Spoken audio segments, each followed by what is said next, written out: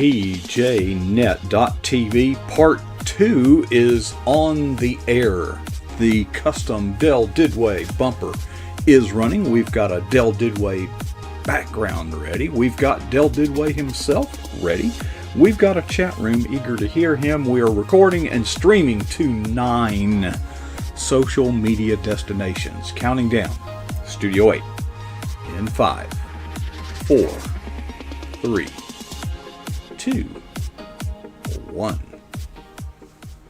Oh, well, welcome back. PJNet.TV is on the air. It is Tuesday night. It is 9:31 on the East Coast.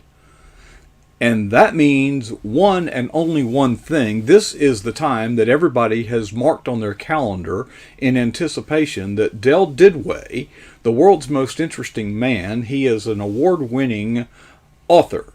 He is a outstanding blogger.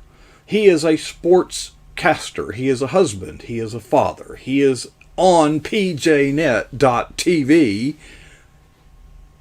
The least of his accomplishments. Dell, you look good, brother. I tell you what, I'm looking forward to tonight. I read your blog, and, I do not have to pull the pin on your grenade. It's already been pulled. You were exploding. You've had it. Do you feel better now? Did you get it off your chest? Oh, I get it off my chest every day, so I'm fine. You don't kick the dog or anything, do you? You don't. No, we don't have a dog anymore. Yeah, you killed the last. Okay. Yeah, no. So, no, I think I just, put out some interesting facts that people should know about, COVID, which is, again, very serious. But then again, if we listen to the media and you listen to left-wing liberal mobs, you'll think it's the end of the world. And to some people, it is the end of the world because some people die from this. Mm-hmm. And that's tragic. But, I give the example in my state, in Ohio, where many businesses have been forced to be closed.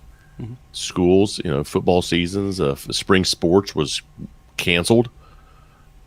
And when it all comes down to it, in Ohio, I have a 0.008% chance of catching this virus. And if I do catch this virus, I have an even lesser chance of dying from this virus. But in retrospect, I point out other statistics where, according to National Geographic, I have a 0.03% of getting struck by lightning. And according to the CDC, the Centers for Disease Control, I have a 1.29 chance of being in a fatal automobile accident. So are we canceling cars? Are we trying to stop Mother Nature? No. But we are shutting down and ruining lives and ruining businesses and keeping kids from school and forcing people to what to wear for something that I have a statistically insignificant chance of getting. The number 0.008 is non-significant. It doesn't exist. Right. That's almost... Dell, I when this all started, one of the first things I wanted to do is get some perspective. And I went through some of these same mental gymnastics in my head when I would talk to people. I would ask, did you drive an automobile to work today? Yeah. Well, 47,000 people that did that this year will die. Yeah. But it's not an election year. Well, this is a tough one, Dell, and I know you well enough that you can handle this. We're both very pro-life. Yep. But when you consider the social cost of building a bridge, for example, anytime you take on a construction project of that scope and scale, there's probably going to be the loss of life in the construction of such a project. We consider that an acceptable loss, and yet we're pro-life. How do you reconcile that? Well, that's when you go in the pro-life world. We are defending those people who cannot defend themselves, who cannot make the choice whether to be born or not. The child wants to be born. They want life because they're ready to come out that birth canal, they have no choice. They're defenseless. That elderly person that we want to euthanize because they're an inconvenience, they don't have a choice. A person has a choice whether they want to enter that construction job or not. So that's the distinct difference. You're good. I thought I'd trick you or trip you. When you go to work on a construction project, you are not going there to die. You're going there to live. You're going there to make use of yourself and make income to provide for your family. You're not going there to die. So we can manage a risk. So in that situation, you're risk managing. You know, when I was getting my certification for motorcycle driving, you know, the first thing they said is you cannot eliminate the risk. You can only manage it. So there's a huge difference in pro-life. But a thing that I observed, Dale, that I'm really proud of you for being balanced. You know, you would make a statement, but you would put weight on both sides of the scales. You would say, I'm not a puppet, but I'm not a sheep. Right. I'm not a tyrant, but I'm not I forget all the contrasts that you made, but you weren't racing to one pole against the other. You were saying, look, this is over here is too far, and this is too far, but moderation. Well, I'm an American, and by due rights of the Constitution, I have freedom. And what they're doing with the mask is jeopardizing my freedom. If people want to wear a mask, that's fine. I don't mind it at all. But if I don't want to wear one, I should not be shamed, yelled at, spit on if I don't want to wear one, because again, that risk is 0.008%. Doesn't exist. It's very, very minuscule. So I shouldn't be shamed, but the left liberal mob media is out there blathering, and the Democrats are out there blathering that we have to do this, and I'm embarrassed for my governor. You know, Mike DeWine has done a horrible job in managing this crisis. And again, I don't even know if it's a crisis at 0.008%. The only crisis exists is in the media's mind because they want Trump out. That's the only panic reason. Is the crisis. Okay, if everybody would settle down. And you say, no, we're smarter than that. No, we're not. No, we're not. Look at how people ran to the stores and bought toilet paper. It makes no sense whatsoever. My wife wanted to buy some Diet Pepsi, and they're not making it right now. There's also a shortage on tin, so the cans or there's a shortage. So all the soft drink manufacturers are limiting to their top sellers because there's a shortage, so they can't produce everything. So so Diet Pepsi right now, the caffeine-free Diet Pepsi, we saw it on Amazon, a 2-liter for $14. So, the it's world good, is in but a it panic. ain't that good. I follow a lot of folks on Twitter, and James Woods is one that I really admire and love some of his tweets. He put out something the other day, and it's true. And he said, "I hope this is not the case, but I believe we're headed to civil war." And with what you see every night on the news, if you watch it, there's validity to that. There's a lot of truth to that from what we're seeing. So where a young man who defends himself and shoots people who are attacking him is the only person charged, then it's a scary time right now. And so my point of the blog was, obviously we got back to, how a person of faith should be. A person of faith is by scripture a peculiar person, right? And my wife's family sings that song, "We're peculiar people." And that doesn't mean we're odd or bizarre or strange or weird. But, behind the mask, we still have a hope, that everything's going to be okay. We're going to be okay through all this. And we're to be peculiar in that realm. We're not to go with the world. We're not to, if they want to wear a mask, our pastors asked us weeks ago to wear a mask. If I'm asked, I have a better chance of complying than being told. So I think, as I tell the story of when I went into the ER recently, I was diagnosed with Lyme disease a few weeks ago. I remember. that's a terrible symptoms are horrible. So I go in, I have a really bad week. I don't sleep. I'm hot and cold flashes. I think I'm in menopause because I'm in hot and cold flashes. So we figured out. My wife and I figured out what it is because I see the big bullseye tick bite on my back, and that explains it. You know, the jaws were sore. I was sweating profusely at night. I was freezing at night, and I had horrible headaches. So I go in, and I've had a bad week. Right, I hadn't slept. I'm irritable, and this crusty older lady meets me at the door, takes my temperature, tells me very sternly, "Here, put this on," hands me a mask. I look over through the waiting room, 0 patients, and nobody's in there. And I just said, "Are you asking me or telling me?" And she says, "You got to wear this." And I said, "No, I don't."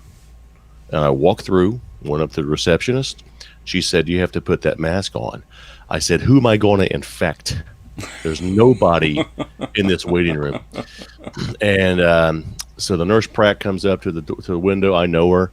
I said, "Look, I'm not being ordered what to wear.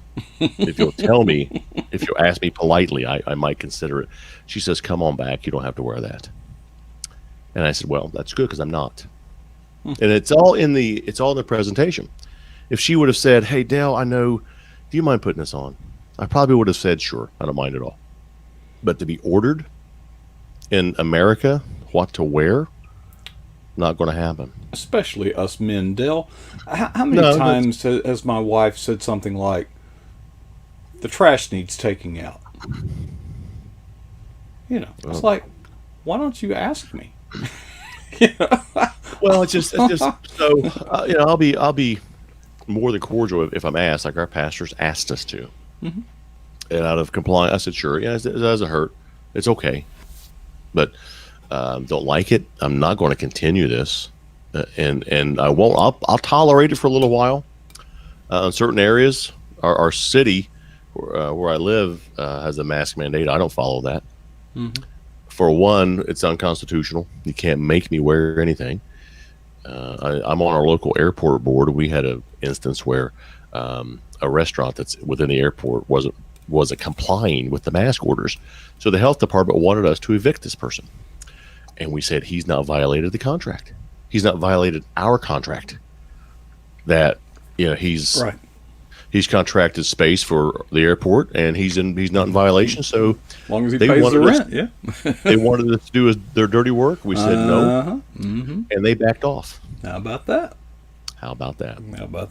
So if you have a city that where you live and they mandate a mask order, and you say, "I'm not doing it," they can arrest you, but it won't hold up. Well, and what bothers me is when they pass these ordinances that places the merchant. They didn't deputize all the business. Is every merchant, every employee, and every manager been deputized to enforce the law, and are we being compensated to enforce that law? No, of course not. I don't know, but this past weekend, it was our first week of high school football. It wasn't the same, obviously, with very little fans. The rules have completely changed in football for high school football. And I was getting ready to broadcast, and the athletic director comes up and he said, "Dale, you got to put a mask on." I said, "I'm broadcasting a game on radio. Are you kidding me?" And he had his mask pulled down under his mouth. I said, "You don't even have one on. You're going to tell me to wear one?" I said, "I'm not doing it. I'm not going to broadcast through a mask." And I didn't. And it was ridiculous. People are scared to death. They've lost their backbone. They've lost their backbone. And again, if they want to wear it, that I understand it. No problem there. But you cannot tell me to wear a mask. You can't tell me to wear a hat. You can't tell me to wear certain shoes. But it's coming to that. If we put in socialist, it's going to come to that. You say, "No, it won't happen." You kidding me? They're already telling you which door to go into. They're already telling you how many rolls of toilet paper you can buy. They're already doing it, and people are complying with it. Hey, you can only buy one of those. Okay. It's a free market. should be able to buy what you want to buy. Speaking of football, Yeah. y'all gonna have it. We have it in high school right now, but there's a new development today as far as the Big Ten goes. I don't know I didn't read the entire article. President Trump has gotten involved. He's contacted the commissioner of the Big Ten, who admitted he might have made a hasty decision.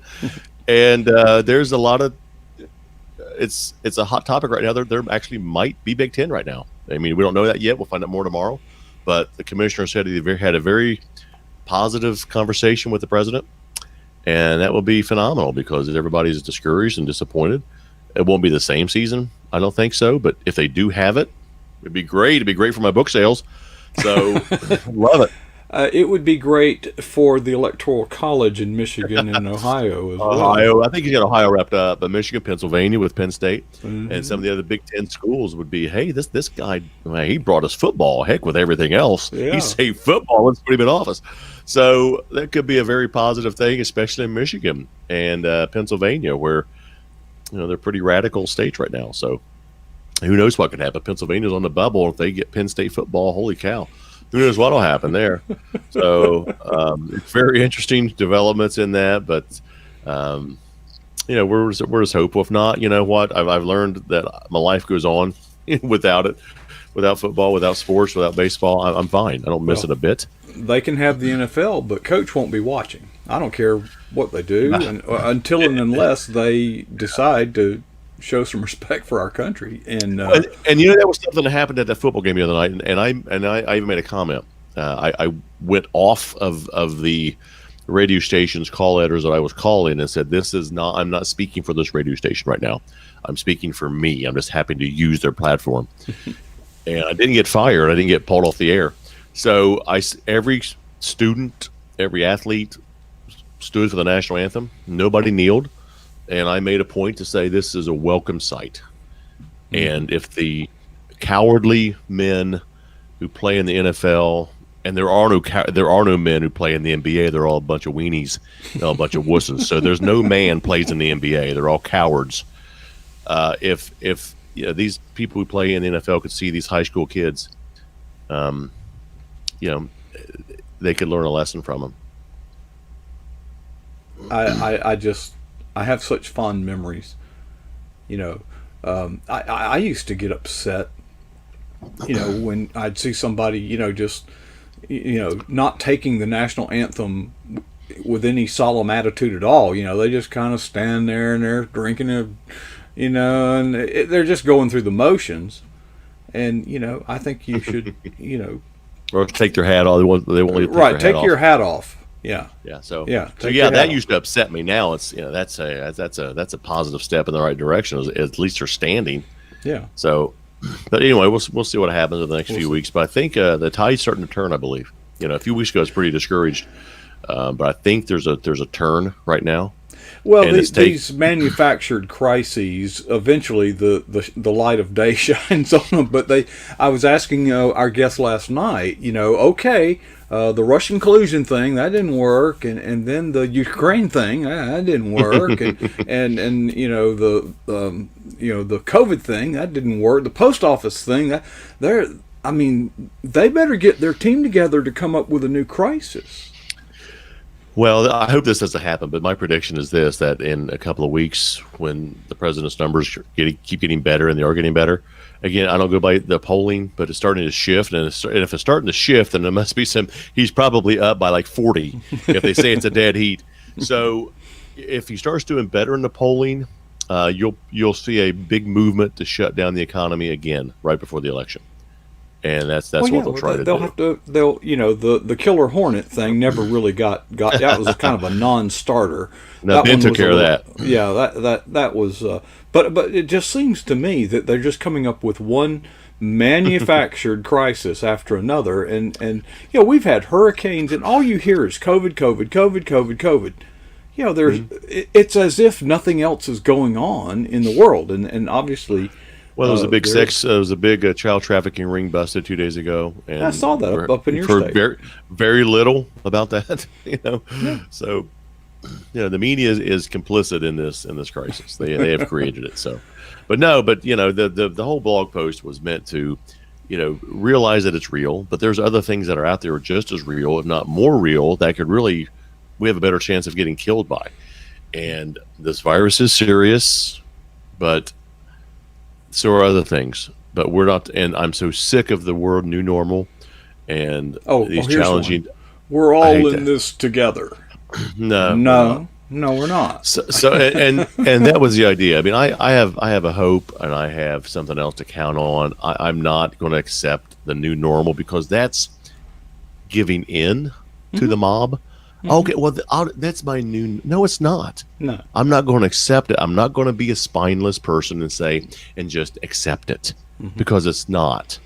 It's what they want you to do. They've indoctrinated people. We're seeing a generation that's running the streets right now that have been indoctrinated by our liberal teachers for the past 20 years. Now you're seeing the product of this. The education system is a total collapse, and it's a disgrace. There's a movement out there now with most kids are being homeschooled to make sure that they want parents to sign a waiver that they will not listen in on the conversations in their home, because now they've taken their soldiers off their battlefield. Now they're in some other place. But the education system is disgusting, because now the product of all these years is now your Antifas and your other movements that are destroying cities, because they've been entitled and enabled and never been told no, and told how horrible the United States are. And I don't know where these people come from or how they were even hired, but it's a scary time right now. And not all teachers are bad, but I know it didn't say that. In general, the education system is, I think, completely about 80% to blame for this, because they've indoctrinated these kids. We are reaping the bitter harvest of handing out trophies for losing. And, exactly. Or participating.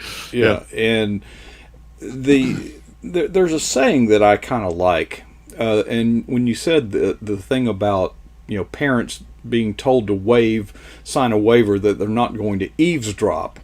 So education has to be done in secret. Okay. Yes. Well, there's this thing I just it's not in the Bible, but I kind of believe it as one of those guiding principles in your life. And here it is. If it has to be done in secret, chances are it shouldn't be done at all. Right. What are they hiding? Yeah, they're hiding their fascist beliefs, because they know deep down that most Americans don't approve of that. And so they poisoned our kids for years, for decades. And when I write columns that are political, the first group to complain are the liberal fascist professors at my local university, who are just, and you know what, they have their opinions, but they're all such cowards. Well, they hide behind this free speech thing. But when it's time for reciprocity, they don't know. They believe free speech only belongs to them. Your Antifa fascists who are destroying countries or cities are completely, you can't see them because their identity's hid, because they're afraid, they're scared, they're cowards. Real men will fight, and they'll let you know who's fighting. But these people are just cowards, and then when you do shoot them, or you hit him, then they whine about it. Oh, he shot me. Oh my gosh, I can't believe he shot me. Yeah. So that's what happened the other day. That kid shot that guy right in the arm, and the guy's holding his gun crying. I'm like, oh my God, what'd you expect? They stand in the street blocking traffic and surrounding vehicles, and one takes off and runs over somebody. He ran over me. Oh, I love seeing those videos. I love that. And then of course you have AOC saying the police need to be charged. I keep going back and rewinding that and watching it again because I think it's cool. So you get what you get what you pay for. So if you ask for it, if you ask the steak well done, it comes well done, and you get what you ordered. So. And it's hard to uncook that thing once it's well done. If it's not done enough, you can put it back on the fire. Yeah, it's sort of like seasoning. Reverse and drive again. So, of course, that'll be construed as I'm condoning violence or whatever, inciting violence. That's how the liberals do. So, it's fine. Yeah. Okay. Well, Dell, gosh darn. Interesting as always. And before we leave, you have had in your meteoric. I didn't mean not mediocre. Anyway. You have put out book after book after book, and now all of a sudden you've got what, 2 or is it 3? 2? We're what, 2-3 weeks into Bama Believer. Oh, and, yeah, Believer. How are these launches comparing with previous launches? Well, there's no comparison right now because I was very active in the others. We're doing what we can right now. I mean, Kyle and I were supposed to go up to Michigan. Now we're just doing weekly FaceTime posts, live, YouTube posts. And Alabama and Auburn, I'm doing some radio. I flew down to Atlanta, did some radio spots, or some TV interviews, and I'm doing some other interviews. But we had some things planned, but we can do them next year. But we couldn't, even though Alabama and the SEC's playing, we still were not. We were going to go down with a team and mingle around with them, and that's not going to happen. Not happening. So I mean, it's doing good, but I'm very grateful. I'm not going to complain about it. So it's it could have been better, I think, due to the circumstances. I mean, the Michigan book's doing awesome. So in fact, in retrospect, it might actually be better because people are saying, well, it won't be a season. I might as well read about it. So that's a good, we're taking advantage of the situation and we're trying to make the best of it. And we're doing things that are different. Sometimes we're doing, like I said, Kyle and I are doing weekly YouTube posts. We're doing other things with Bama and Auburn. So we're just reaching in different directions. But it's not as fun as the others have been, Well, but it's a different kind of but fun. it's okay. Yeah. Well, necessity is the mother of invention, Well, we're learning. Yeah. Exactly. And I think at this point, 2 observations. One, you and Kyle are well-established authors, so you can weather the storm, I think, much better than somebody releasing their first book. But also, you've got to be able to not fear failing. Try new things, and if they don't work out, adjust. Yeah, well, right now, new authors is kind of tough right now because a lot of publishers aren't taking chances with first-time authors right now. I mean, I think they will. It'll lighten up soon. Yeah, sort of like right Pepsi. Now. Yeah, so they're doing that. And, right now, the Florida Conference is still on in October down in just north of Orlando. So we're getting excited about that. It's still on, so I don't think they're going to cancel. And then the Blue Ridge, from what I understand, is still on. I don't know if we're going to be able to make that or not, but I would love to. So there's things still happening, and we're getting back to normal, the old normal. Dell, I'm glad you brought that up. I know we're out of time, but folks, PJNet is actively preparing for events. And you say, well, why in the world? They're everything's on hold. That's when you build up. Okay, that's when, and we are, Yeah. and I think that this. Well, I also believe that on November the 4th, whatever the outcome, the pandemic will suddenly end. It's going to go poof. It will no longer exist. Now, let's hope that's the case. But getting back, what we talked about earlier on the blog, people of faith should be peculiar, shouldn't be normal. There should be a new normal. You should be peculiar in your own way. And if you want to wear the mask, we certainly understand it. But if I'm not saying say God told me not to do this. I don't go down that road. But just have faith and trust your gut and trust God. But be a peculiar person, and you people will notice you. Well, we are set aside. The word sanctuary means set aside for a purpose. Sanctification comes anyway. Love word studies. Okay. All right. Well, Dell, good to hear you fired up. You look good. You sound good. Can't wait to hear what you bring us next week. Yeah, I've made some really good news next week. So we're working on it actually today. You've always got a teaser, don't you? Yeah, this is pretty cool. So I could tell today, but I haven't really. It's not 100%. It's like 99.9%. Don't jinx it, my man. Just tease it. We look forward to hearing that next week, Dale. Appreciate you sharing your time with us tonight. Have a good night. Thanks, everybody, for being out in the chat room. Chat room, pjnet.tv. Hey folks, you might be watching this on YouTube or Twitter or Facebook, and we are so glad you've joined us. But by the way, if you will go to pjnet.tv, you can watch the same content, the same video, but the fellowship in our chat room is the best kept secret on the internet. I promise you this. Those people are like brothers and sisters to me. They are like family. And we love them, and you will make new friends. So we invite you to come check that out. Folks, it's time to go, and I really have enjoyed our time together tonight. I'll be doing some work on the Eagle's Nest studio, and we'll have more revelations to come your way. We are breaking down barriers every day, but we're out of time. So we'll wait to show you that. When it all actually happens. Okay, right now it's all up here. Before I leave, 2 questions. Number 1, what is